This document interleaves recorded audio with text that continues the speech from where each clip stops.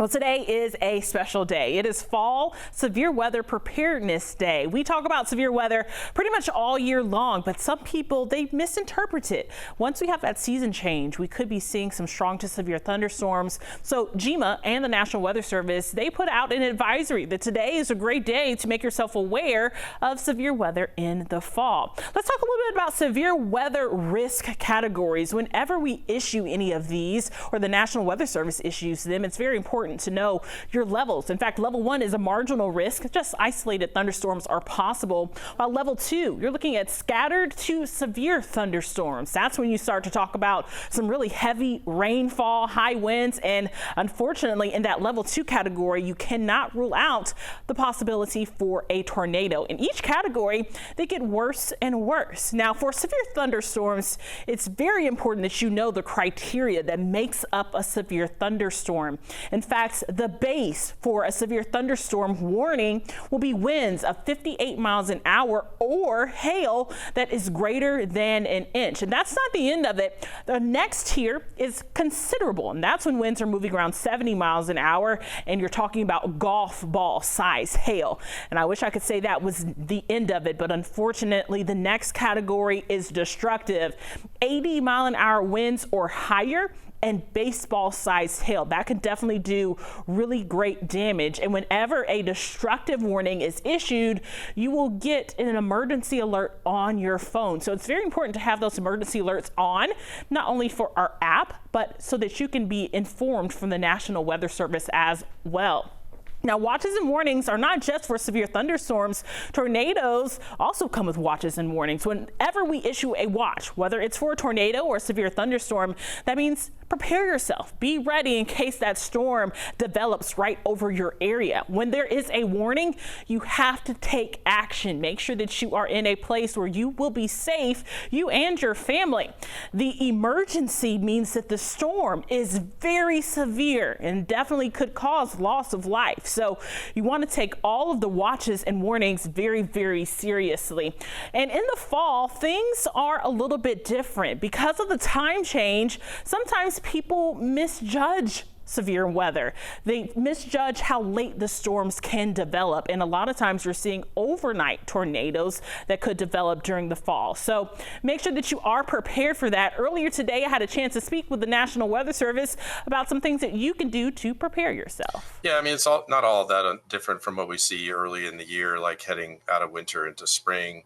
It's just a smaller period of time where we could get severe weather, including tornadoes, damaging winds, hail.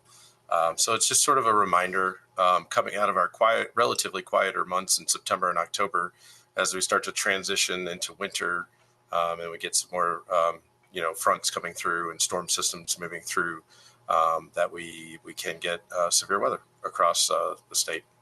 Right, exactly. And that's kind of the thing is a lot of people, they don't anticipate, storms in the fall. They think more like, oh, spring, summer, we get, severe weather. But, whenever we have really a season change and the fluctuation of temperatures and things like that, we can definitely see that severe weather.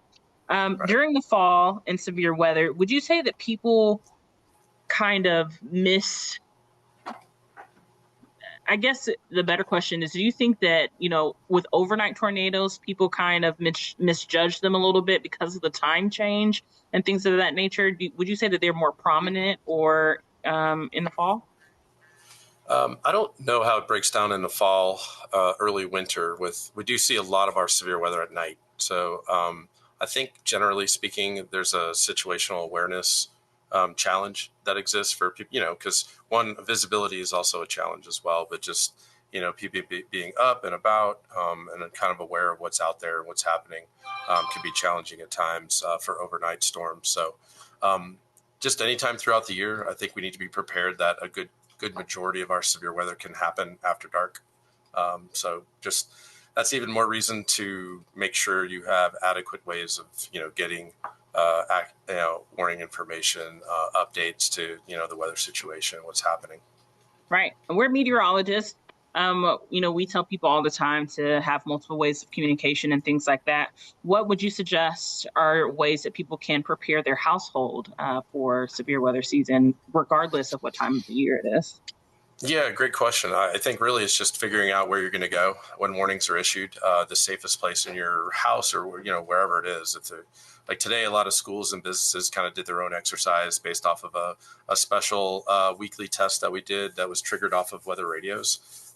So yeah, just figuring that out, like lowest floor in your home, interior room, closet, away from windows, put as many walls between you and the outside. All that stuff we've gone over, like all the time, but it's always a good reminder.